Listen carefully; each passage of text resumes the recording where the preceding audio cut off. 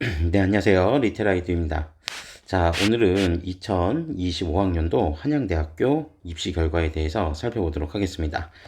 한양대학교 입시 결과는 2025학년 입시 결과는 특히나 좀 더 많은 학생들의 관심을 좀 받을 수밖에 없는 그런 이제 결과였는데, 전년도에 이제 입시 결과, 이제 전형들 자체가 좀 2024학년 대비해서 좀 많이 변한 부분들이 좀 있어서, 아무래도 이제 2025학년도에 각 전형별 입학 결과라고 하는 것들이 이전의 데이터와는 좀 다른 데이터들이 좀 나타날 수 있다. 네, 이런 부분들 때문에 좀 관심을 갖고 있었고, 또 2026학년도 이제 올해 이제 입시 지원을 이제 좀 염두에 두고 있는 한양대 입시 지원에 관심 있는 학생들한테는 전년도 입시 결과가 상당히 좀 중요한 그런 이제 데이터라고 볼 수 있습니다. 그래서 한양대에서 비교적 이제 좀 상세한 결과들 이런 부분들 좀 제시를 했으니까 관련 내용들 하나하나씩 살펴보면서 어떠한 이제 결과치들이 나타났는지 지금부터 같이 살펴보도록 하겠습니다. 자, 우선 이 수시 전형부터 살펴볼 건데, 수시 전형에서는 먼저 학생부 교과 전형 관련된 관련된 내용들을 지금부터 살펴보도록 하겠습니다. 자, 그 학생부 교과 전형 관련된 입결에는 이제 총 4가지 정도가 제시가 되어 있습니다. 그래서 그 지표가 지금 경쟁률 관련된 지표가 또 있고요. 그 다음에 경쟁률 외 추가 합격 인원, 추가 합격 인원에 관련된 지표도 좀 있고요. 그 다음에 내신 등급, 합격자들의 내신 등급 평균이 어느 정도인지, 그리고 가장 중요한 부분 중에 하나가 전년도에 이제 신설이 됐었죠. 수능 최저학력 기준. 지금까지 수능 최저학력 기준을 적용하지 않았다가 2025학년도에 이제 처음으로 수능 최저학력 기준을 적용을 하면서 과연 이제 지원자들의 입결이 어떻게 바뀌는지 이 부분들에 대해서 상당히 좀 관심을 갖고 있었는데, 아무래도 이제 뭐 시행 첫 해이다 보니 이제 약간의 이제 뭐라 그럴까요? 그러니까 좀 변수가라고 하는 것들이 좀 있을 수도 있었는데, 실질적으로 그게 뭐 만약에 학종에서 그런 부분이 있었다라고 한다면 정말 조금 더 큰 변수가 될 수 있었겠지만, 아무래도 교과 전형 자체가 정량 평가의 영역이다 보니까 변수가 그렇게 매우 크지는 않았을 거라고 생각을 했었고, 실제로 데이터들도 그렇게 나왔습니다. 그래서 이렇게 이제 총 4가지 지표가 나와 있는데, 이 4가지 지표들을 각각 따로따로 분리해서 지금 이제 데이터를 좀 상세히 공개를 해가지고 우리가 이제 그 자료로서 살펴보기엔 되게 좋은데, 저희가 이제 영상으로 이제 업로드 하는 데에는 일정 정도 좀 한계가 있어서 저희는 지금부터는 어떠한 자료에만 좀 초점을 맞출 거냐면, 여기 내신 등급과 그 다음에 수능 최저학력 기준 충족률에 대한 부분들을 중심적으로 좀 살펴보고자 합니다. 그러니까 나머지 경쟁률과 추가 합격 인원 관련된 자료들도 굉장히 중요한 자료들이지만, 그 자료들 같은 경우에는 여러분들께서 직접 한번 좀 확인해 보시면 좋을 것 같습니다. 그래서 요 관련 자료는 저희 그 네이버 블로그 리테라이드 입시 블로그에도 이제 똑같이 해당 자료 업로드 해 놓을 거고요. 그 다음에 한양대학교 입학처 홈페이지에 들어가셔서도 요 자료 좀 다운 받아 보실 수 있으니까 요 이제 경쟁률과 추가 합격 인원에 대한 부분들은 직접 수험생들이나 학부모님들께서 좀 확인해 주시면 좋을 것 같고, 그래서 경쟁률을 보실 때는 최소한 그 흐름, 그러니까 최근 3년간의 경쟁률의 흐름을 좀 보시는 게 좀 좋겠다 라고 하는 부분들을 말씀드릴 수 있습니다. 흐름을 좀 보시는 게 좋을 것 같고요. 그 다음에 추가 합격 인원 같은 경우에도 그 흐름 어느 정도 이제 형성이 되어 있는지 이런 부분들 좀 보시면은 좋을 것 같아요. 특히 이제 전년도 같은 경우에는 기본적으로 이제 그 한양 인터칼리지 학부라고 해서 이제 새롭게 신규 자유전공 학부도 이제 좀 등장을 했었는데, 그런 부분들에 대한 입결도 한번 좀 살펴보시는 것도 좋을 것 같고, 자, 어쨌든 경쟁률은 흐름이 중요하지만 학생부 교과 전형 앞서 말씀드린 대로 2023학년도, 2024학년도 이때 두 개 년도 자체에는 기본적으로 수능 최저가 없었다. 네. 이때 수능 최저를 적용하지 않았었다라고 하는 걸 잘 기억해 두시고, 그 다음에 2025학년도에 처음으로 학생부 교과 전형에 수능 최저를 적용했다 라고 하는 부분, 그러면서 이제 경쟁률의 흐름이 어떻게 바뀌는지 그 부분들을 한번 좀 살펴보시는 것도 의미가 있을 것 같습니다. 그래서 이제 뭐 실제로 여기 이제 보시면은 경쟁률 자체는 좀 많이 뛰는 부분들이 좀 나와 있는데, 왜 그랬을까? 뭐 이 부분들을 한번 생각해 보시면 뭐 이전 연도 같은 경우에 그러니까 기본적으로 그런 거죠. 그러니까 2024, 2023학년도 같은 경우는 수능 최저가 적용되지 않았었기 때문에 그냥 순수하게 내신 성적 순으로 그냥 뭐 일렬로 세워가지고 그래서 이제 합격자들을 선발했었죠. 그래서 이 당시에 2023, 2024 같은 경우는 내신 등급도 굉장히 높았었습니다. 굉장히 높았었는데 아무래도 이제 2025학년도 같은 경우에는 수능 최저를 적용을 하다 보니 결론적으로 내신이 조금 불리하다고 해도 수능 최저에서 극복 가능한 그런 측면들이 있었을 거라고 생각을 하고 지원율이 좀 높아졌을 것이다 라고 하는 부분들을 좀 염두에 두시면 될 것 같은데 뭐 그런 부분들이 실질적으로 결과로 좀 반영이 돼 있으니까 요 경쟁률과 추가 합격 인원은 그렇게 해서 좀 살펴보시면 좋을 것 같습니다.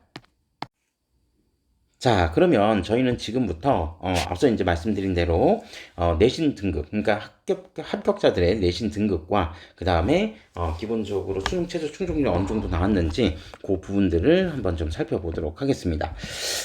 우선 이제 그 학생부 교과 전형 이 추천형 같은 경우에 기본적으로 이제 전형 방법에 대한 내용들을 좀 간단하게 말씀을 드리고 그리고 나서 입학자들의 합격자들의 내신 성적을 좀 한번 살펴볼 건데요.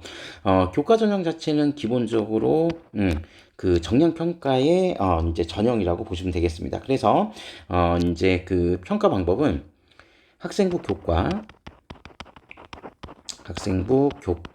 성적 교과 성적 90%와 그다음에 학생부 교과 종합평가라고 해서 정성평가가 10% 정도. 그러니까 이건 아마 이제 이수 과목이나 그다음에 교과 세특 정도 관련된 내용들은 이제 좀 살펴보는데 아무래도 이제 교과 종합 평가 그 비중 자체가 그렇게 크진 않다라고 하는 점이 이제 상대적으로 이제 교과 정량 평가의 요소가 좀 높다라고 하는 부분들하고 좀 이해해서 보시면 되겠죠. 그러니까 뭐 교과 정성 평가 같은 경우에는 이미 뭐 경희대 같은 경우에도 교과 정성 평가 30% 정도 깔아놓고 뭐 건대 같은 경우나 동대 같은 경우에도 일정 정도 비율을 좀 설정을 해놓고 그다음에 이제 뭐 성대 같은 경우에도 좀 설정을 해놨었고 고대 같은 경우도 있었죠. 그러니까 제가 이제 이 부분들 좀 말씀을 드렸던 거는 앞서 이제 다른 동영상에서도 말씀드렸지만 학생부 교과 전형이 이제 순수하게 교과 100%로 가기보다는 교과 종합평가, 즉 학생부 역량을 강화시키는 부분 쪽으로 향후에는 더 갈 가능성이 좀 높습니다. 그러니까 그 부분들은 이제 지금 현재 고등학교 1학년 학생들이 어쨌든 고교학점제 전면 시행의 시행 첫 해가 이제 되면서 이 친구들은 이제 내신 등급이 기존 9등급제에서 5등급제로 전환이 되면서 기본적으로 이제 아무래도 이제 내신 평가에 대한 변별력은 이제 상대적으로 그 정량적인 지표면으로는 확인할 수 없기 때문에 그런 부분들이 좀 더 강화될 거라고 생각을 하는데 뭐 실제로 이제 그런 추이들이 계속 조금씩 반영이 되고 있는 것 같습니다. 그래서 교과 종합평가 10% 정도 이제 들어갔다라고 하는 점 기억 좀 해주시고요. 자, 그 다음에 앞서 말씀드린 대로 수능 최저학력 기준이 이제 처음으로 적용이 됐었습니다. 자, 그래서 수능 최저학력 기준이 도대체 어느 정도 수준이었을까라고 하는 걸 좀 생각을 해보시면 일단 기본적으로 수능 최저학력 기준은 지정 과목 없었고요. 국수영탐. 자, 국수영탐. 탐구는 상위 한 과목을 반영을 해서 국수영탐 중에서 세계합 7등급. 을 요구했었습니다. 그러니까 뭐 성대나 또는 이제 중앙대나 뭐 이런 학교들하고 이제 서울시립대나 이런 학교들하고 대체적으로 이제 비슷한 이제 수능 최저학력 기준을 가지고 있었다 이렇게 보시면 될 것 같고, 그러니까 뭐 이제 기본적으로 이 추세가 그러니까 딱 상위권 대학교들의 학생부 교과 수능 최저학력 기준이 뭐 고대도 그렇지만 기본적으로 뭐 학과들마다 모집 단위들마다 약간 좀 편차는 있을 수 있으나 거의 대부분 다 3합 6에서 3합 7 정도, 네, 이 정도 수준을 요구한다라고 하는 부분을 좀 염두에 두시고 지원 여부를 좀 판단해 보시면 좋겠습니다. 그러니까 3합 7등급 정도를 요구를 했을 때 실제로 학생들의 수능 최저 충족률이 얼마나 될까? 네, 이 부분들에 대해서도 좀 관심 갖고 좀 살펴보실 필요가 있는데 그 내용은 이제 조금 이따 해당되는 자료를 같이 살펴보면서 말씀을 드릴 거고요. 그 다음에 학생부 교과 전형이다 보니 이제 앞서 말씀드린 대로 교과 성적 자체가 90%인데 주된 반영 교과는 국어, 영어, 수학, 사회, 과학, 한국사 관련된 교과군들의 성적은 전부 다 반영이 되었다. 네, 그렇게 좀 생각하시면 될 것 같습니다. 자, 그런데 이제 여기서 뭐 한국사, 지금 이제 곧 이제 얘기하겠지만 내신 등급 평균, 즉 합격자들의 내신 등급 평균을 보면 국영수사, 한국사 포함하고 과학교과의 평균 등급이라고 되어 있는데, 네, 요 정도 성적을 가지고 이제 실제로 학생들 선발을 했기 때문에 매우 중요한, 이제 우리가 객관적으로 살펴볼 수 있는 중요한 지표가 될 수 있다. 네, 그렇게 좀 보시면 될 것 같고요. 그 다음에 이제 그 교과 전형 추천형이다 보니, 기본적으로 이제 추천 인원, 고교별 추천 인원이 있었는데, 고3 재적 인원 수의 11%까지 추천할 수 있다. 아마 이제 아시겠지만 이제 우리가 곧 다음 그 학생부 교과 전형 끝나고 나서 얘기해야 될 이제 학생부 종합 전형 같은 경우에도 전년도에, 그러니까 2025학년도에 학생부 종합 추천형이라고 하는 전형도 따로 신설이 됐었는데, 그 학생부 종합에서도 추천형이 있습니다. 교과에서도 추천형이 있고요. 그래서 학생부 종합 추천형도 고3 재적 인원수의 11%, 그러니까 각각 추천할 수 있다라고 하는 부분들을 이제 좀 기억해 두시면 될 것 같아요. 자, 그래서 기본적으로 이제 학생부 교과 추천형에 대한 기본적인 이제 방법들은 이 정도가 이제 되어 있다라고 하는 걸 보시면서 지금부터 교과 성적들을 한번 쭉 같이 살펴보도록 하겠습니다.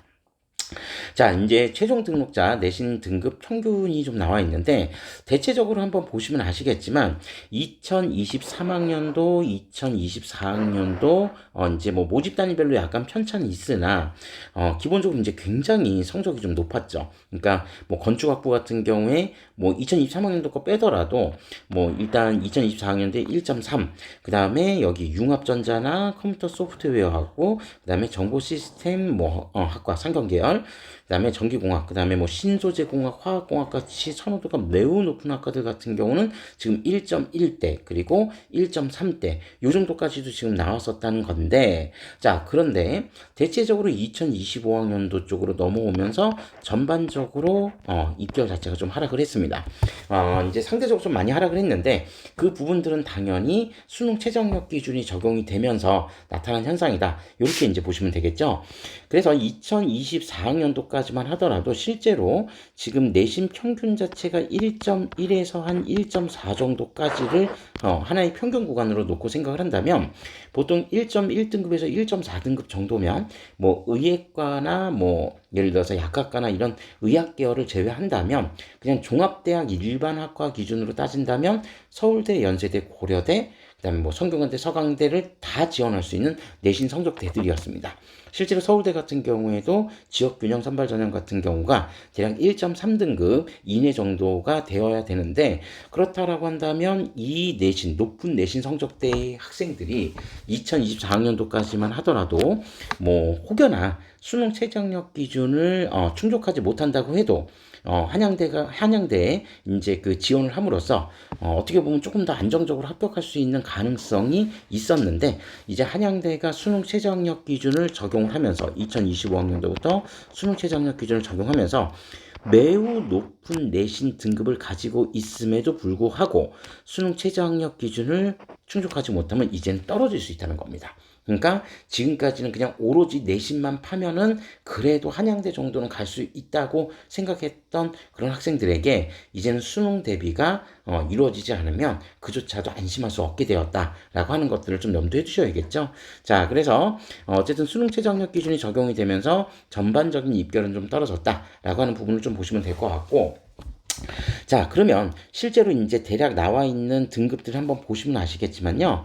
기본적으로 이제 뭐 매우 선호도가 높은, 예를 들어서 선호도가 엄청나게 높은 이런 뭐 컴퓨터 소프트웨어 학부나 아니면은 뭐 화공이나, 그죠?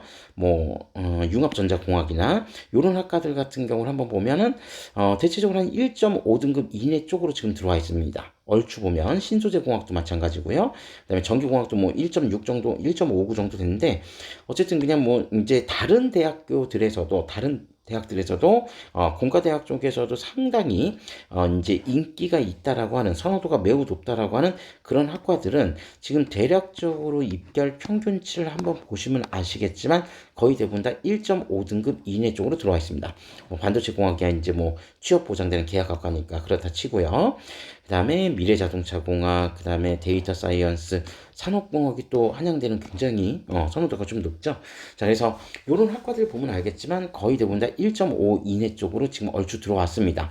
물론 이전 연도에 비해서 떨어진 건 맞습니다. 맞지만 그래도 어쨌든 1.5등급 정도 이내로 들어왔는데, 그래서 이제 작년에 한양대 그 수능 최저학력 기준이 설정이 되면 어느 정도 이제 입결이 나올까라고 하면서 정확하게 이제 우리가 비교 대상으로 삼을 수 있었던 학교들이 예를 들어서 고대나 그다음에 성대나 요런 학교들이 이제 비교 대상이 될 수 있었죠. 서강대는 약간 또 수능 최저학력 기준 자체가 좀 약간 더 낮았었으니까 거기는 이제 조금 비교 대상으로 직접적으로 삼기는 어렵지만 수능 최저학력 기준이 유사한 고대나 그다음에 성균관대, 한양대하고 입결이 좀 비슷하게 나타날 거다라고 이제 말씀을 드리면서 그래도 조금 더 안정적으로 지원하기 위해서 1.5등급 내외 정도가 나와야 된다. 이렇게 이제 말씀드렸는데 실제로 이제 인기가 있었던 학과들은 1.5등급 이내 쪽으로 들어온 게 맞았고요.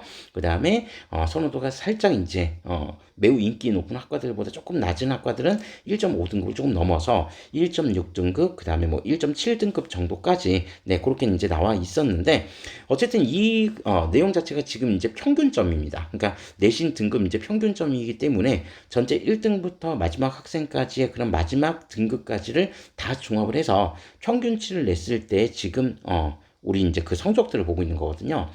물론 이제 가장 마지막에 이제 들어온 학생들의 성적은 우리가 이제 여기서 직접적으로 확인할 수는 없겠지만 어쨌든 이 학생부 교과 전형 자체는 이 평균치라는 거에 근사값을 두고 우리가 이 평균치에 상당수의 많은 학생들이 몰려 있을 거라고 염두에 두시고 지원 여부를 판단하시는 게 좋습니다. 그러니까 여기보다 더 낮은 성적도 있겠지, 평균보다. 당연히 있죠. 당연히 있을 텐데 그거보다는 어쨌든 이 평균적인 등급치를 조금 더 관심 있게 살펴보시는 게 좋을 것 같고, 만약에 이제 조금 더 낮게 지원한다라고 하면은 그 등급이 예를 들어서 0.1 정도 이상은 넘어가지 않게, 그러니까 0.05 정도면은 그냥 우리가 적당히 한번 좀 써볼 수도 있을 것 같지만 어쨌든 그냥 요 평균적인 등급들이 좀 나와 있으니까 그 등급들을 한번 확인하시는데 초점을 맞추시면 좋을 것 같습니다. 그래서 지금 공과대학 같은 경우 지금 한번 쭉 보시면 아시겠지만 입결이 지금 가장 높았던 학부가 지금 보면은 반도체 공학과가 입결이 지금 가장 높았었죠. 그래서 1.24 등급이 됐었고요.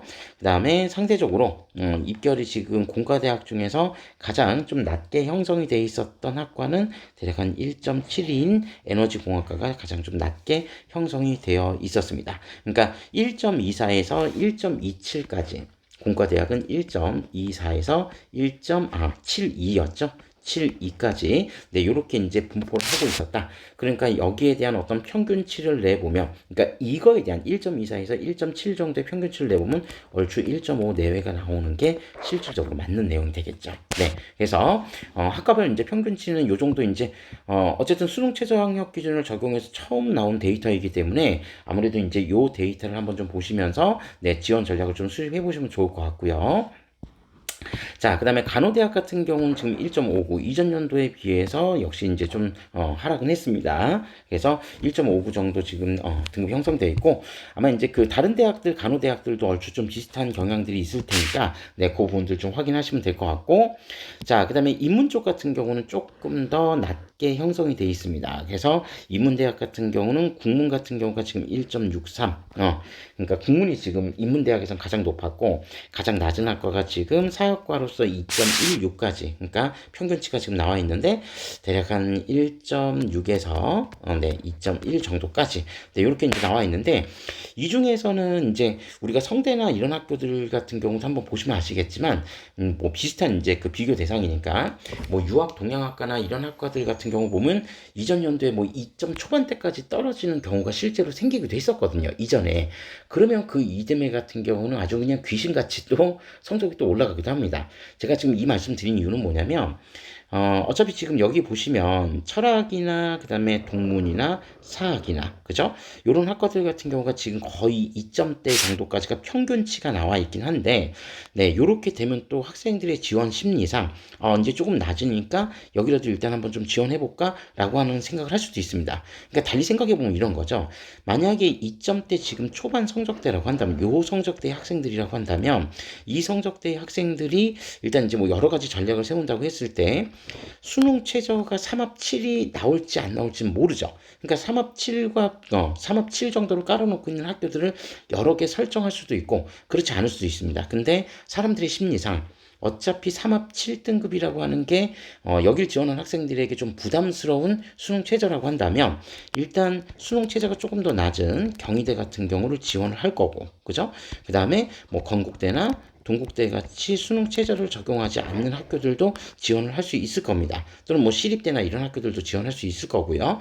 그러니까 그런 거를 감안하면 이 성적대면은 최소한 건국대나 동국대 정도보다도 오히려 성적대가 좀 더 낮게 나온다라고 생각을 해서 그냥 무한 희망회로를 돌리면서 이제 쓸 수도 있을 텐데 그러지 마시고 대체적으로 이제 조금 2점대까지 나왔으면 내년에는 뭐 극단적으로 많이 올라가지는 않을 것 같긴 해요. 많이 올라갈 것 같지는 않은데 그래도 한 평균치가 한 1.8등급 정도까지는 일단 상승 가능성이 좀 있지 않을까. 네, 그렇게 좀 생각을 합니다. 자, 그래서 일단 이제 그 가능성들을 염두에 두시고 너무 낮게 잡기보다는 네, 조금 더 높게 잡아서 좀 쓰셔도 쓰시는 게 더 좋을 수 있을 것 같다. 네, 그렇게 좀 한번 생각해 해볼 수 있을 거고요. 그럼 요 내신 성적 때 나 그럼 뭐 한양대 쓰고 경희대는 안 써도 되겠지? 이렇게 생각하시면 또 안 되죠. 경희대 같은 경우 수능 최저 학력 기준이 한양대보다는 조금 더 낮게 형성이 되어 있기 때문에 오히려 합격자들의 입학 성적이 더 좋습니다. 그러니까 그런 부분들도 충분히 고민하셔서 그러니까 너무 낮게 이제 내가 모험 삼아 그냥 한 장 정도 버리는 카드로 쓰겠다라고 하면야 뭐 써도 상관없겠지만 그게 아니라면 최대한 좀 신중을 기해서 좀 써주시는 게 어떨까? 네, 그렇게 좀 한번 저 개인적으로는 좀 생각을 하고요.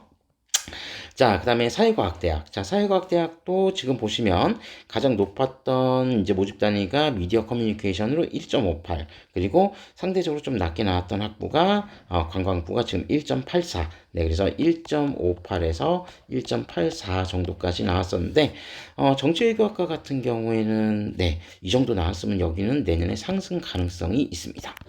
그러니까 올해죠.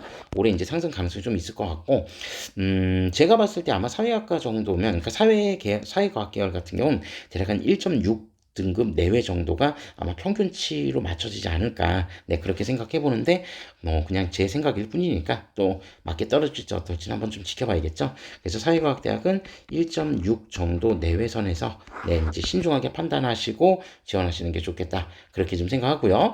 이전 연도 거보다는 일단 다 입학 성적 하락했습니다. 자, 그리고 자연과학대학 같은 경우에도 네, 지금 1.64, 1.7, 1.6등급 정도 내외 선이 나왔고요. 자, 조금 더 가서 화학과나 생명과학과 같은 경우는 선호도가 이제 또 뭐 자연과학대학이라고 해도 워낙 이제 높다 보니 1.5등급 이내 쪽으로 들어왔다. 네, 그렇게 이제 보시면 되겠습니다. 그러니까 자연과학대학 같은 경우는 대략 한 1.4등급대에서 1.6등급대까지 요 사이 정도가 지금 네, 평균 등급이었던 것 같고요. 자, 그 다음에 선호도가 높은, 자, 이제 정책학과, 인문 쪽에서 정책, 행정은 지금 1.6등급 정확히 내외선이 나왔죠. 그러니까 정책과학대학이 지금 딱 1.6 내외가 나왔으니까 우리 앞서 봤던 사회과학대학도 얼추 좀 비슷하게 올해는 좀 형성되지 않을까. 그러니까 각 모집 단위들마다 이제 편차가 작년보다 2025학년도보다는 조금 더 줄어들 것 같은 그런 생각을 가지고 있습니다. 자, 그리고 경제금융대학 같은 경우가 1.63. 네, 이제 그 경제금융학부 1.63. 그다음에 경영대학도 지금 이제 상당히 이제 선호도가 높은 모집 단위들인데 1.5 내외. 그러니까 여기도 지금 보면은 대략 한 1.6 정도 또는 1.5에서 1.6 정도면 얼추 이제 합격선인데 뭐 실제로 이 데이터는 2026학년도에 좀 비슷하게 갈 것 같긴 합니다. 뭐 극단적으로 1.4 정도까지 들어올 수도 있겠지만 얼추 그냥 1.5에서 1.6 정도 사이에서 형성될 것 같고요. 자, 사범대학 같은 경우에는 인문 쪽 모집 단위의 사범대학인 교육학과, 교육공학, 국어교육, 그 다음에 영어교육까지요. 여기까지는 지금 이제 뭐 국어교육까지는 약간 이제 좀 편차가 입결이 좀 낮았는데 영어 교육은 또 1.5등급 이내 쪽으로 들어오면서 상대적으로 좀 입결이 좀 높게 형성이 되었다. 그리고 수학 교육과가 한 1.73 정도. 그러니까 이렇게 나와 있으니까 이것도 한번 좀 참고해 보시면 될 것 같습니다. 자, 그 다음에 의료학과, 식품영양, 실내 건축 디자인 모두 지금 이제 각 편차가 있는데, 네, 제가 이제 다른 영상에서도 말씀드렸지만, 요즘에 이제 식품영양 쪽 같은 경우에는 네, 계속해서 입결이 좀 높아지고 있는 것 같습니다. 그러니까 워낙 이제 생명과학 계열 쪽 생기부 만드는 친구들이 좀 많았었기 때문에 그런 이유 때문이 아닌가. 그러니까 생명과학 계열의 선호도가 높아지는 것과 좀 비슷한 추이로 높아지는 것 같다. 그렇게 이제 보실 수 있을 것 같고요. 그다음에 실내건축 의료는 대략 한 1.8, 1.9 정도 사이가 이제 입결로 형성되었습니다. 자, 그다음에 이제 가장 주목받았던 한양 인터칼리지 대학 이제 자유전공이었죠. 자유전공 같은 경우에 이전 연도에 이제 모집하지 않고 전년도 2025학년도에 신설이 됐기 때문에 네, 지금 이제 평균점은 1.45 등급 정도 지금 형성됐습니다. 네, 그냥 적당한 수준인 것 같고요. 매우 높은 것도 아니지만 그렇다고 매우 낮게 형성되어 있는 것도 아닙니다. 그러니까 결론적으로 지금 2025학년도에 자유전공을 신설한 대학들의 입결 평균을 보니까 대체적으로 아주 최상단에 입결이 찍혀 있는 것도 아니고 그런다고 해서 아주 최하단도 아니었고 그러니까 진짜 딱 상단과 하단의 중간 정도 중간에서 약간 중상 정도? 네, 그 정도 입결치라고 좀 보시면 될 것 같은데, 지금 인터칼리지 학부가 얼추 그 정도 나온 것 같습니다. 그래서, 1.45인데, 뭐, 요 부분들은 올해 같은 경우에도 이제 어떻게 될지, 한 1.4 정도 내외? 네, 그 정도가 딱 적당선이 되지 않을까 싶은데 모르겠네요. 그것도 이제 뭐 한번 지원율을 봐야지 알겠지만, 네, 생각으로는 1.4 정도 내외면, 충분히 이제 가능할 것 같다. 네, 그렇게 한번 생각해 볼 수 있을 것 같습니다. 자, 일단 기본적으로 입학 등급에 대한 부분들은 요 정도 한번 살펴봤는데, 뭐 모집 단위별로 좀 편차가 컸던 사범대 같은 데를 제외한다면 대략적으로 평균 자체가 뭐 자연계열 같은 경우는 1.4에서 한 1.6 정도 사이, 네, 그 정도 이제 자연계열 쪽은 인문계열 쪽 같은 경우는 대략 한 1.5에서 1.7 정도 요 사이 정도가 아마 평균치로 나왔었던 것 같다. 네, 그렇게 좀 생각해 보시면 될 것 같습니다. 자, 그러면 바로 이어서 이제 전년도에 신설되었던 이 수능 최저학력 기준을 충족한 학생들의 비율이 과연 어느 정도 됐을까? 이 부분들도 지금부터 한번 살펴보도록 하겠습니다. 자, 전반적으로 지금 수능 최저 충족률이 뭐 이제 학과들마다 우리가 이제 다 살펴볼 필요는 없겠지만 그냥 대략적인 평균적인 수준만 보시면 되겠죠. 왜 그러냐면 뭐 지금 건축학부의 수능 최저 충족률이 2025학년도에 66%가 나왔다고 해서 실제로 2026학년에도 66%가 나온다는 보장은 없거든요. 그리고 건축공학도 역시 마찬가지로 35.8이라고 해서 올해 와 수능 최저 충족 되게 낮았으니까 건축공학 써야겠다. 그러면은 35.8 안에만 내가 들어가면 성공할 수 있겠지라고 이렇게 단정 지을 수도 없는 겁니다. 그래서 수능 최저 충족률은 그냥 전반적인 평균 수준만 한번 좀 살펴보려고 하는데요. 그러니까 이례적으로 지금 낮은 예를 들어서 건축공학 같은 경우를 제외하고 그 다음에 매우 높은 이제 반도체 공학 같은 경우는 78.1인데 여기는 뭐 계약학과니까 그런다 치더라도 여기하고 그러니까 매우 낮은 데하고 매우 높은 데를 제외하면 대략 공과대학 지금 평균 수능 충족률이 대략 몇 프로 정도 지금 나온 것 같냐면요. 그냥 제가 봤을 때는 얼추 한 55에서 한 60% 정도 사이 내외 선을 유지했던 것 같습니다. 평균 잡아서 살펴보면 네, 요 정도가 이제 좀 나온 것 같으니까 그러면 실제 이 55%에서 60% 내외의 충족률이 어느 정도 경쟁률에 어느 정도 영향을 미쳤는지 지금부터 그 부분을 잠시 한번 살펴보도록 하겠습니다. 네, 지금 화면을 제대로 편집은 하지 못해서 제가 그냥 왔다 갔다 하면서 지금 보고 있는데 이게 우리 맨 처음에 이 교과 전형 볼 때 잠깐 살펴봤던 경쟁률입니다. 자, 그럼 경쟁률 같은 경우를 지금 보시면 어쨌든 지금 이제 공과대학 아까 이제 수능 최저 충족률이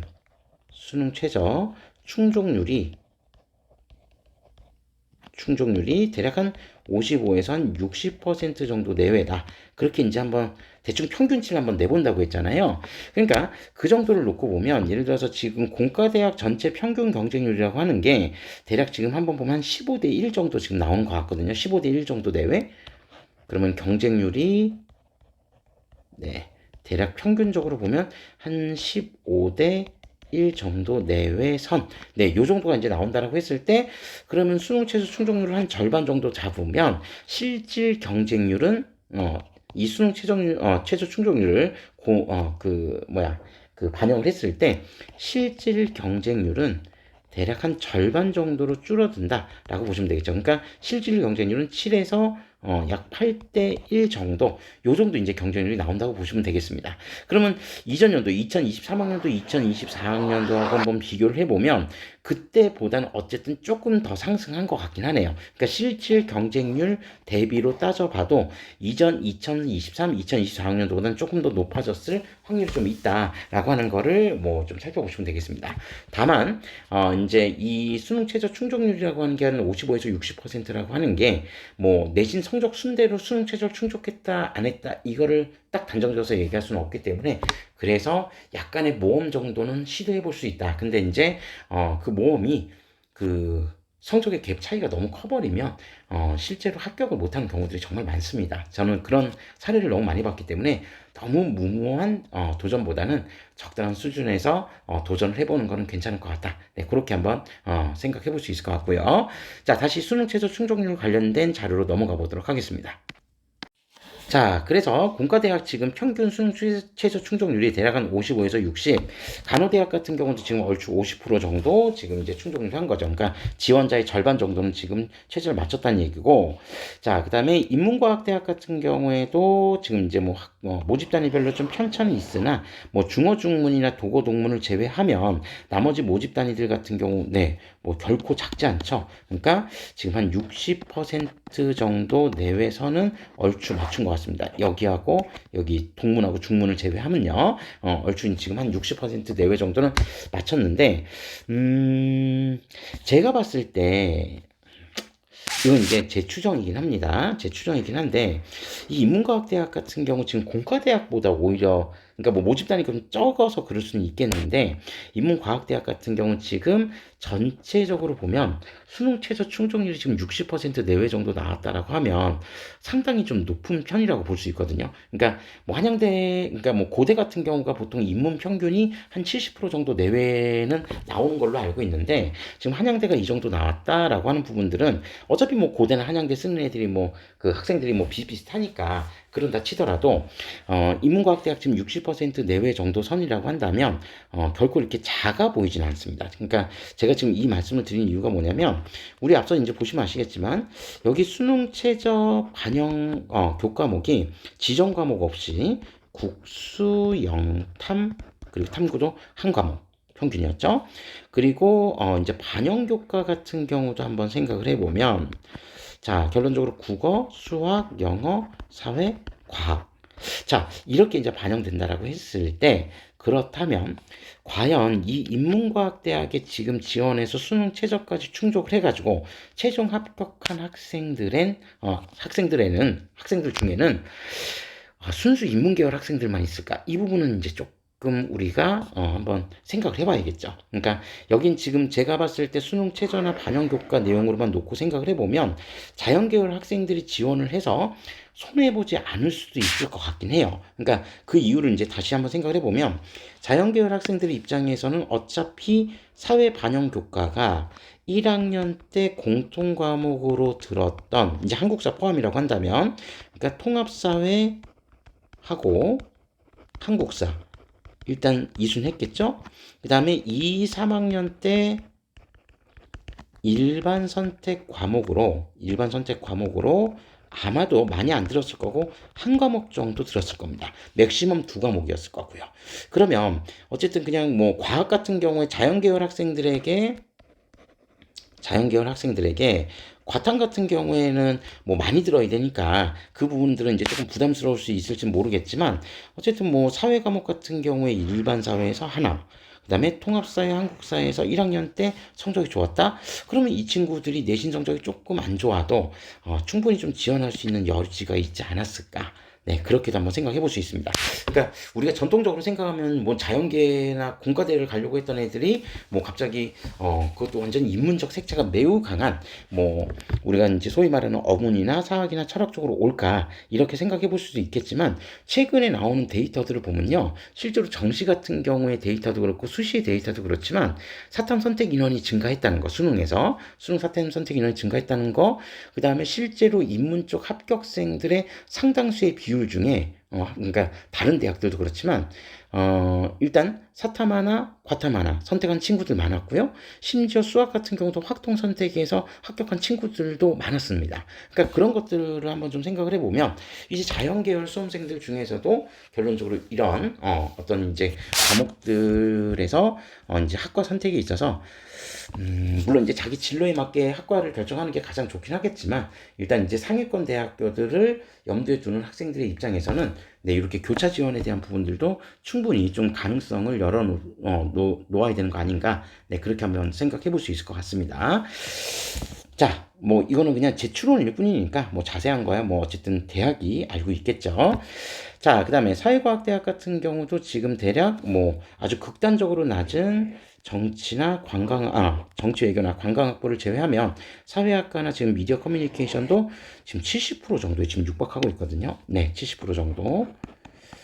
네, 이 학과들도 조금 네, 의심해 볼 만한 그런 자료인 것 같습니다. 그러니까 순수 인문보다는 자연계열 학생들이 섞여 있는 거 아닌가. 네, 그렇게 좀 생각해 보고요. 그다음에 자연과학대학 쪽 같은 경우에는 일단 조금 더 떨어졌다. 네, 이제 최저 충족이 좀 떨어졌고요. 자, 선호도가 높은 화학과 생명과학과 쪽은 네, 역시 60%가 넘는 65%에 이르는 예, 높은 수능 최저 충족률을 보여줬습니다. 자, 그 다음에 정책학과 행정학과도 역시 지금 한 60% 정도 조금 넘어갔고요. 경제금융 60% 넘어갔고요. 경영대학 같은 경우는 네, 경영학부모시 70%에 이르를 정도로 네, 상당히 이제 좀 높게 나타났다. 자, 그리고 사범대 쪽으로 내려오면서 이제 조금씩 이제 좀 다르게 나타났는데, 어쨌든 이제 뭐, 그리고 한양 인터칼리지 대학 같은 경우 지금 충족률이 62.9%. 네, 상당히 이제 좀, 높게 나왔죠. 근데 뭐, 그렇다고 해서 매우 높은 학과들보다 이제 평균 수준이 높다라고 보기 좀 힘들고, 당장 여기 위에 국어교육과와의 충족률만 놓고 비교를 해봐도 약간 좀 차이가 있긴 한데, 어쨌든 그 점으로 한번 놓고 보면 전체적으로 지금 평균치는 한 55에서 60 정도 내외의 충족률을 가지고 있다. 네, 요 부분 정도라고 보시면 될 것 같습니다. 네, 그래서 뭐 올해 이제 수능이 어떻게 나오느냐에 따라 달라지겠지만 기본적으로 이러한 데이터들이 있다라고 하는 것쯤 한번 좀 관심 있게 살펴봐 주시면 좋을 것 같습니다. 자, 그럼 저희는 이어서 바로 학생부 종합전형 관련된 입시 결과를 확인해 보도록 하겠습니다. 자, 이번에는 학생부 종합전형인데, 이전에 이제 그 한양대, 입시전형 자체가 사실 굉장히 심플했잖아요. 그러니까 이전 같은 경우 2024학년도까지만 하더라도, 기본적으로 학생부 교과전형에는 교과 성적만으로 선발하고, 그 다음에 수능 최저 적용하지 않았고요. 학생부 종합전형에도 면접 없이 서류 100%만으로 선발을 했었는데, 2025학년도에 정말 좀 다양화를 좀 시도를 했던 것 같습니다. 그래서 학생부 종합 추천형도 이제 새롭게 신설을 했고, 그다음에 기존의 뭐 서류 평가만 가지고 있었던 그 전형을 서류형이라고 이제 우리가 생각하면은 새롭게 면접형을 추가하기도 했는데, 이런 부분들에서 이제 좀 여러 가지 변화를 좀 시도하고 있다. 그러니까 전형의 다양화라고 하는 걸 좀 시도했다. 그래서 우리는 일단 이 학생부 종합전형에서 특히 이제 새로 신설된 전형들 같은 경우에 전형 방법에 대한 부분들을 좀 살펴보시는 게 좀 의미가 있겠다. 이렇게 이제 말씀드리고요. 그리고 이 세 개 전형 중에선 학생부 종합 그 추천형 전형만 수능 최저 학력 기준이 적용이 됐습니다. 최저 학력 기준 적용. 반면에 서류형과 면접형 같은 경우는 수능 최저를 적용하지는 않았다. 그러니까 이 부분에서도 아마 이제 제가 다른 대학교에서도 그런 말씀 드렸지만 학생부 종합전형에서의 입시 결과는 사실 이제 그 정성평가 영역인 만큼 우리가 이제 절대적으로 합격자들의 내신 등급을 맹신하지 말자. 제가 이제 이 말씀을 누차 다른 영상에서도 좀 말씀을 드렸는데 여기에서도 역시 그 취지는 동일합니다. 근데 다만 우리가 지금 여기서 이제 보이는 것처럼 수능 최저를 적용한 케이스들 같은 경우는 그래도 약간 좀 우리가 그 내신 등급을 좀 의미 있게 좀 살펴볼 필요가 있지 않을까 그렇게 생각을 합니다. 이게 하나의 또 하나의 변별 요소가 될 수 있기 때문에 그 부분들도 한번 좀 감안해 보실 필요는 있겠다라고 하는 점을 말씀드리면서 이제 각 전형별 세부 내용들을 한번 살펴보도록 하겠습니다. 자, 우선 추천형이고요. 추천형도 역시 앞선 교과 전형과 마찬가지로 경쟁률도 공개되어 있고, 그 다음에 추가 합격 인원도 공개되어 있고, 그 다음에 합격자들의 내신 등급, 그 다음에 여기는 수능 최저 학력 기준이 적용되기 때문에, 자, 이제 수능 최저 충족률. 역시 공개가 되어 있습니다. 자, 근데 이제 저희가 교과정을 살펴봤던 것처럼 저희는 이제 경쟁률과 추가 합격과 관련된 부분은 자세히 살펴보진 않고 저희는 내신 등급과 수능 최저를 기준으로 해서 살펴보도록 하겠습니다. 일단 이 추천형 같은 경우는 기본적으로 전형 방법이 서류 100% 일괄 전형으로 모집을 했다. 다만 이제 수능 최저학력 기준이 적용이 됐는데 수능 최저학력 기준은 학생부 교과 전형하고 동일했습니다. 그래서 국수, 영탐 상위 한 과목 중에서 3합 7 요걸 원했고요. 그 다음에 의예과만 국수, 영탐 중에서 3합 4등급을 적용했다라고 하는 부분을 좀 기억해 두시면 되겠습니다. 자, 그런데 요건 이제 좀 변화에 대한 부분이니까 좀 미리 일부 좀 말씀을 드리자면 여기 의예과 같은 경우는요. 의예과 같은 경우는 2026학년도에 수능 최저학력 기준을 좀 변화를 주었습니다. 그래서 국수, 영탐 탐구 2개 과목 평균으로 갔어요.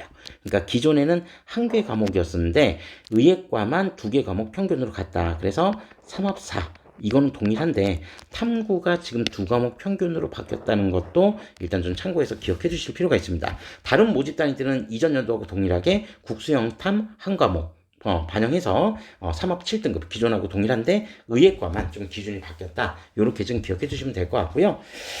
자, 그래서 여기서도 지금 수능 최저학력 기준을 적용한다고 되어 있는데 대략적으로 지금 경쟁률들 한번 보시면 아시겠지만 와, 경쟁률들 뭐 상당히 높죠.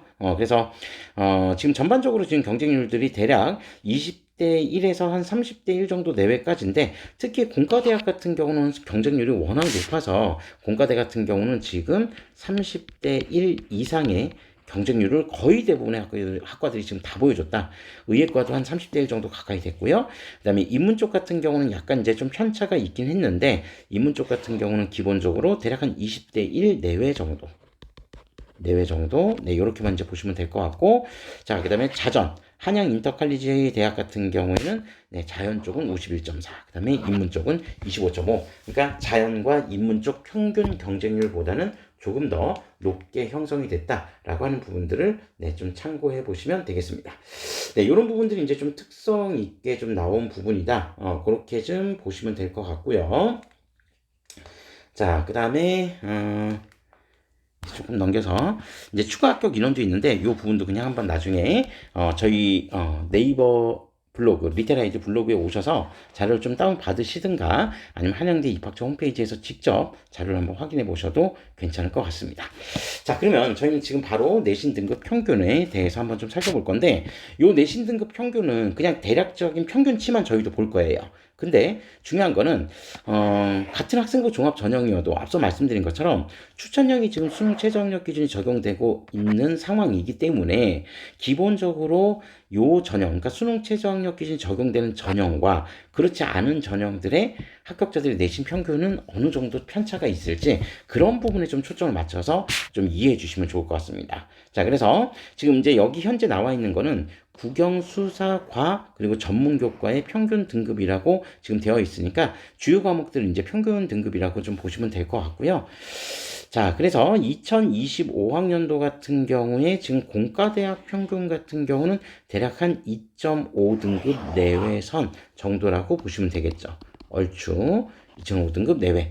그러니까 한 2.5등급 이내 쪽으로 들어오면 조금 더 안전하게 갈 수 있고요. 뭐 그 정도면 제가 봐도 일단 일반고 학생들이 지원하기에도 참 괜찮은 그런 전형일 것 같다고 생각합니다. 2.5 정도 내외선이라고 한다면. 자, 그 다음에 의과대학이 지금 한 1.43, 그리고 영문학과부터 시작해서 인문 모집 단위들이 대체적으로 보면은 한 2점 후반대 정도 지금 얼추 나와 있죠. 그러면 실제 이제 일반고 학생들 기준으로 따진다라고 한다면 대략 한 2.8 정도 내외선, 네, 그 정도가 되지 않을까? 그렇게 한번 생각해 봅니다. 물론 이제 조금 더 높으면 더 좋겠죠. 자, 그 다음에 한양 인터칼리지 대학 같은 경우는 이제 자전이었는데, 네, 자전 같은 경우는 네, 조금 더 낮게 형성되었다. 그렇게 이제 보시면 될 것 같습니다. 자, 그러면 지금 이제 여러분들이 잘 보시는 것처럼 공과대학이 한 2.5 내외, 그 다음에 인문 쪽이 2.7에서 한 2.8 정도 내외, 네, 그 정도, 그 다음에 한양 인터칼리지 자전은 약간 좀 달랐다라고 하는 부분을 지금 보면서 그럼 이 전형에 지원했던 친구들의 수능 최저학력 기준 충족률은 대략 한 몇 프로 정도 나왔을까? 쭉 한번 보시면 아시겠지만 모집 단위가 이제 전 모집 단위는 아니었기 때문에 분명히 학생부 교과 전형의 수능 최저학력 기준과 동일하긴 하지만 제가 봤을 땐 그냥 단순 수치로만 놓고 보면은 훨씬 수능 최저학력 기준 충족률이 좀 높아 보입니다. 그러니까 얼추 70% 내외의 충족률을 보여주지 않았을까 그렇게 생각해 볼 수 있죠. 그러니까 우리 아까 경쟁률 막 30대 1 정도가 넘었던 공과대학 같은 경우를 생각을 해본다면 실제로 70% 정도가 또는 이제 뭐 60%에서 70% 정도가 충족했다라고 했을 때 실질 경쟁률 자체는 20대 1 정도 내외선이 나왔다고 봐야겠죠. 그러면은 결코 낮은 경쟁률은 아니다. 그러면 이 전형에 지원한 상당수의 학생들 중에 특목이나 자사고 학생들이 섞여 있을 확률은 매우 높다라고 하는 거를 역시 한번 확인해 볼 수 있을 것 같습니다. 네, 그런 정도로 이제 우리가 충족률을 좀 살펴보시면 될 것 같고요. 자, 그러면 서류형 같은 경우에는 이제 어떻게 이제 경쟁률이랑 나타났을까? 뭐 서류형은 이제 기본적으로 서류 100%로만 모집을 합니다. 서류 100%만 모집을 했고요. 수능 최저학력 기준도 적용하지 않았습니다. 네, 그런 부분들 좀 참고하시면 될 것 같고, 자, 그렇게 해서 전반적인 지금 경쟁률들이 이렇게 쭉 나왔는데 확실히 이제 앞서 있었던 그 수능 최저학력 기준을 적용했던 추천형보다는 경쟁률이 좀 낮게 형성이 되어 있죠. 공과대 지금 평균 경쟁률도 대략 한 20대 1 내외 선에서 형성이 되어 있는 것 같고요. 인문 쪽 같은 경우는 뭐 얼추 비슷하게 나온 것 같습니다. 자, 그래서 서류형 경쟁률은 네, 이렇게 이제 좀 나와 있고, 자, 그 다음에 좀 넘어가서 네, 추가 합격 인원은 좀 빼고요. 자, 내신 등급을 한번 좀 보겠습니다. 자, 공과대학 지금 내신 등급 보니까 네, 확실히 앞서 우리가 봤었던 모집 단위는 훨씬 더 많습니다. 근데 앞서 봤었던 추천형에 비하면 조금 더 낮게 형성이 되어 있는 것 같죠. 2점 후반대의 합격자 등급들도 좀 제법 많이 보이고 있고요. 물론 이제 제가 뭐 일일이 다 비교하지는 않아서 잘은 모르겠지만 뭐 각각의 좀 편차는 좀 있는 것 같긴 합니다. 뭐 높은 거는 상대적으로 좀 높기도 하지만 그렇지 않은 학부들 같은 경우에 조금 더 낮게 형성되어 있는 것도 사실입니다. 그러니까 이 부분들은 수능 최저학력 기준 자체가 하나의 변수로 작용하지 않았었기 때문에 그런 부분들을 좀 감안한다면 기본적으로 이런 정도 후반 정도의 등급이 지금 좀 형성이 되지 않았나. 근데 여기 같은 경우는 또 이전 연도하고 지금 모집 방법 자체가 다르지도 않았기 때문에 이전 연도하고 비교를 해봐도요 그렇게 큰 편차가 있다라고 보기는 힘듭니다. 네, 그런 부분들을 충분히 참고해서 보시면 될 것 같고, 그럼 요 정도로 조금 낮게 형성되어 있다는 거는 역시 특목이나 자사고 학생들의 비중이 상대적으로 좀 높다라고 하는 거를 확인해 볼 수 있을 것 같습니다. 그러니까 일반고 기준으로 만약에 이제 한양대 학종을 지원하겠다라고 한다면 그래도 2점 초반대 정도 서류형으로 지원한다면 안 돼도 한 2점 초반대 정도 나와야 되지 않을까. 1점 후반에서 2점 초반대는 형성이 돼야 될 것 같다. 네, 그렇게 좀 한번 생각해 보고요. 자, 그 다음에 나머지 이제 모집 단위들도 얼추 이전 연도하고 비슷하면 그렇게 큰 편차가 있지는 않은 것 같습니다. 그래서 서류형은 오히려 어떻게 보면 모집 인원이 좀 줄어들 수 있었을지 몰라도 이전 연도에 비해서 이전 연도하고 비교했을 때 그렇게 큰 편차가 생기지는 않았던 것 같고요. 자, 다음으로 면접형을 한번 보도록 하겠습니다. 면접형은 이제 좀 몇 가지 변화 사항이 있어서 요건 좀 미리 좀 얘기 좀 하고 갈게요.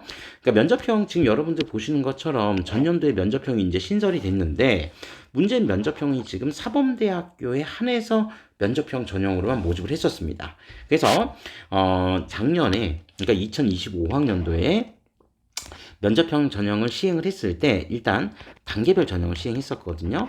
그래서 1단계 같은 경우는 당연히 서류 100%로 지원자의 5배수를 모집을 했고요.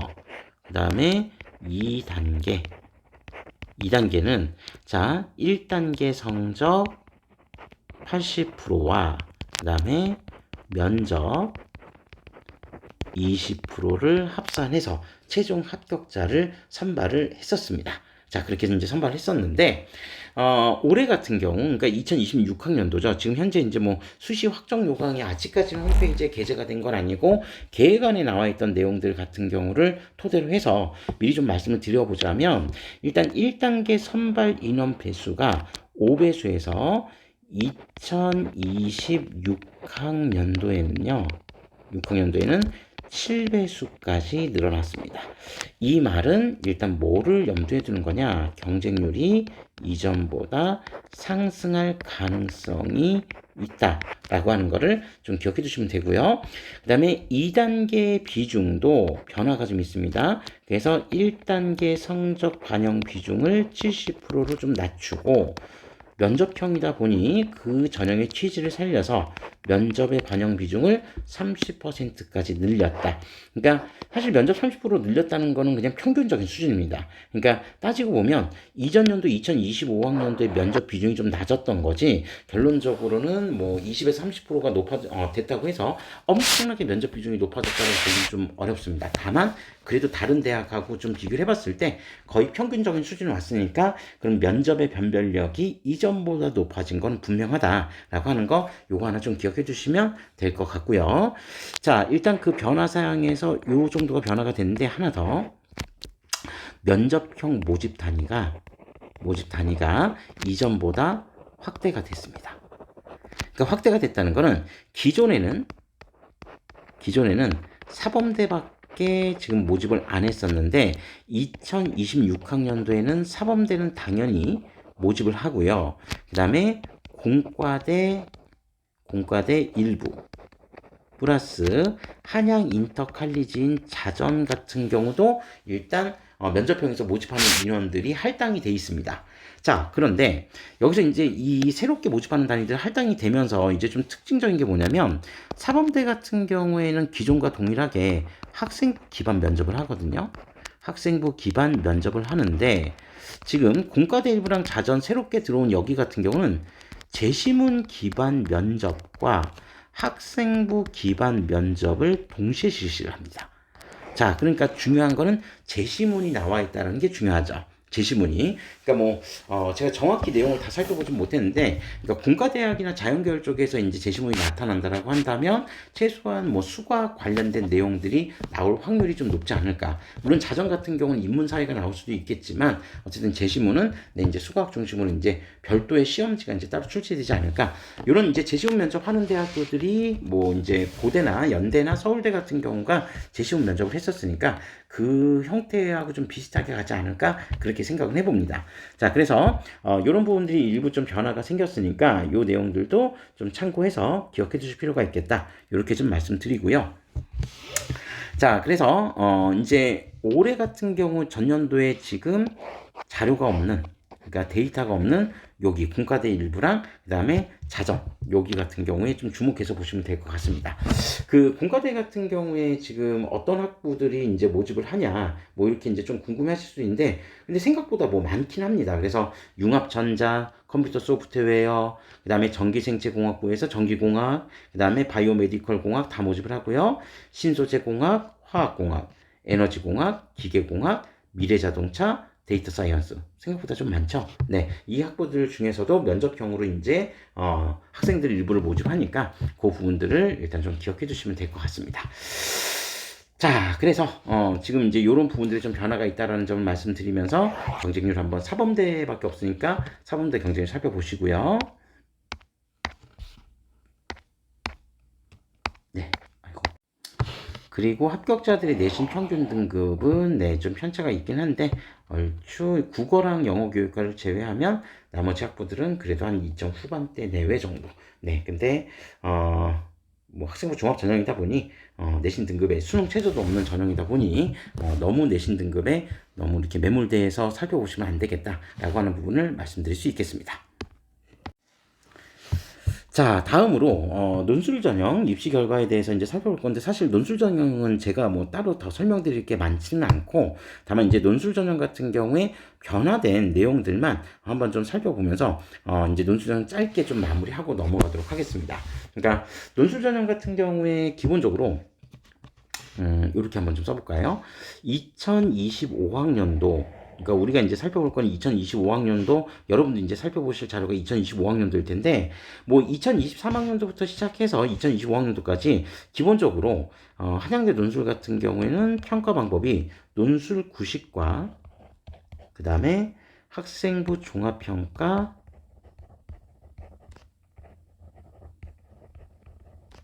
평가 10%를 합산해서 최종 합격자를 선발을 했었다라고 하는 거를 기억해 두시면 되겠습니다. 자, 논술 90과 학생부 종합평가 10% 이렇게 이제 합산을 했고 수능 최저학력 기준을 적용하지 않았거든요. 수능 최저학력 기준을 적용하지 않았는데 이제 문제가 2026학년도에 드디어 이 2026학년도 논술 전형에 수능 최저학력 기준을 도입합니다. 기준을 적용한다 라고 하는 부분을 좀 염두에 두시면 되겠습니다. 그래서 수능 최저학력 기준은 이제 대략적으로 기준 자체가 어떻게 되냐면 학생부 교과 전형하고 동일해요. 그래서 일반 모집 단위 같은 경우는 국수 영탐 한 과목입니다. 중에서 3합 7. 네, 학생부 교과 전형 동일하죠. 근데 의예과 같은 경우에는 국수 영탐 두 과목입니다. 그래서 두 과목 평균 중에서 3합 4등급을 이제 요구한다라고 하는 부분을 좀 기억해 주시면 되겠습니다. 그러니까 요 부분이 일단 논술 전형에서 제가 봤을 때는 매우 큰 변화가 되지 않을까 그렇게 생각합니다. 자, 그래서 요 부분들인데 자, 그럼 이게 왜 큰 변화인지 우리 잠깐 한번 살펴볼까요? 그러니까 우리 앞서서 그 학생부 교과 전형이 3합 7이라고 하는 수능 최저학력 기준을 적용했을 때 뭐 모집 단위별로 이제 편차가 있긴 하지만 대략적인 실제 학생들의 이제 충족률 자체만 놓고 생각을 해보면 얼추 한 50에서 60 정도? 네, 요게 이제 평균치라고 이제 좀 생각을 해본다고 하면, 일반적으로 논술 전형 같은 경우에 학생들의, 그러니까 논술 적용을 적용했던 대학들의 실제 수능 최저 충족률을 보면 상당히 좀 낮게 나오거든요. 그러니까 우리가 이제 여기 뭐 경쟁률 같은 경우는 그냥 제가 단적으로 한번 좀 살펴봐서 말씀을 드려보자면, 물론 이제 모집 인원이 별로 없기 때문에 뭐 63대 1 매우 높은 경쟁률이죠. 뭐 62.5대 1 뭐 매우 높은 경쟁률이고, 뭐 심지어 국문학과 같은 경우 200대 1이 넘는데, 이거는 특히 이런 학부들 같은 경우에 모집 인원 자체가 그렇게 논술 전체가 이렇게 아주 많지는 않기 때문에 뭐 상대적으로 지원자 수로 따지면, 그러니까 뭐 이렇게 수치로 따지면 그게 좀 의미가 있을지는 잘 모르겠지만, 10명을 모집한다 얘기했을 때, 그러면 예를 들어서 10명을 모집하는데 뭐 100명이 지원을 하면요, 이게 모집 인원, 지원 인원, 그러면 경쟁률은 10대 1 정도가 나오죠. 그죠? 경쟁률 같은 경우는 10대 1이 나오는데, 근데 모집 인원이 2명이다. 근데 예를 들어서 50명이 지원을 했다. 그러면 경쟁률이 25대 1이겠죠. 네, 이 정도까지는 여러분들도 뭐 다 아실 수 있을 거라고 생각하는데, 제가 굳이 이 얘기를 쓴 이유가 뭐냐면, 근데 여기에 수능 최저 충족률을 적용을 하잖아요. 적용을 하면 예를 들어서 여기 지금 1번 같은 케이스가 일반 교과 전형이라고 가정을 하면, 우리 한양대 기준으로 한 50% 정도 충족을 했다. 그러면 예를 들어서 그냥 보수적으로 잡아서 50% 정도 충족했다고 하면 실제 경쟁률은 5대 1 정도로 떨어집니다. 그죠? 그런데 여기 같은 경우에 지금 논술 전형 같은 경우에 경쟁률이 뭐 실질적으로 충족률도 더 낮긴 하지만, 예를 들어서 한 20% 정도, 뭐 30% 정도, 네, 충족했다고 한번 가정을 해보시죠. 제 계산 잘 안 되니까 40% 갈까요? 네, 40% 이제 간다라고 하면 실제 경쟁률 자체는 10대 1로 떨어지게 됩니다. 그죠? 근데 10대 1이라고 해도 결론적으로 여기 지원 인원이 지금 50명이나 되니까, 여기 10대 1이라고 한다면 대략 지금 한 20명 정도를 놓고, 그죠? 20명 정도를 놓고 지금 경쟁을 해야 된다는 거고, 여기에는 뭐 기본적으로 한 50명 정도 놓고 이제 실제로 이제 경쟁을 해야 된다는 건데, 그 과정에서 그러니까 충족률이 조금 낮게 나온다라고 해도 실제로 이제 지원자 인원 수가 상당히 이제 많다라고 하는 점이 이제 좀 문제죠. 그러니까 그런 부분들 때문에 교과 전형하고 수능 그 논술 전형 수능 최저 충족률을 보면 실제로 이제 그 한양대학 그러니까 그 논술 전형의 수능 최저 충족률이 뭐 매우 낮게 나온다라고 해도 실제로 이제 그 경쟁해야 될 인원들 자체가 여전히 빠져나가지 않고 많이 남아 있는 거죠. 그러니까 어떻게 보면은 네 여기 같은 경우에 경쟁률 이제 우리가 따져보면 18명을 지금 떨어뜨려야 되는 그런 상황인데 수능 최저 충족률이 이제 3합 7이라고 하는 기준 자체는 제가 봤을 때 논술 전형 기준으로 치면은 엄청나게 낮게 나오는 거거든요. 그러니까 아마 충족률 40%까지도 안 나올 확률이 높습니다. 그러니까 한 몇 프로 나올까요? 진짜 궁금하긴 한데 한 20% 정도 나올까요?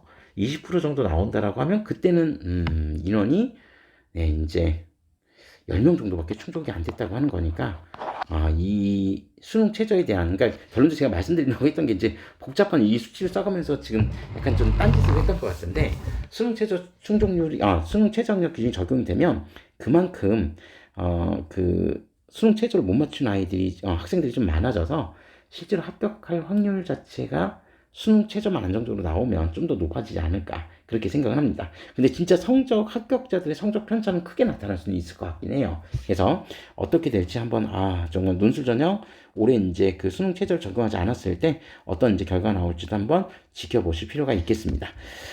네. 거의 1시간 가량 이렇게 수시 전형 갖고 이제 떠들다 보니 마지막 논술 가서 약간 좀 스텝이 꼬였던 것 같은데, 네, 어쨌든 이제 제가 말씀드리고자 했던 부분은 그만큼 수능 최저가 신설이 되면 뭐 다들 아시겠지만 이제 성적 편차가 커질 수도 있고 그리고 수능 최저 잘 나오는 친구들이 더 유리한 것도 분명하니까 그런 부분들 충분히 감안해서 잘 지원 전략을 좀 세워보시면 될 것 같다. 요 말씀을 드리고 싶었습니다. 네, 그 정도로 해서 정리를 하고요. 네, 수시 전형 지금 1시간가량 진행을 했는데 너무 내용이 길어져서 정시 전형은 바로 다음 동영상에 이어서 설명드리도록 하겠습니다. 자, 지금까지 시청해주셔서 감사합니다.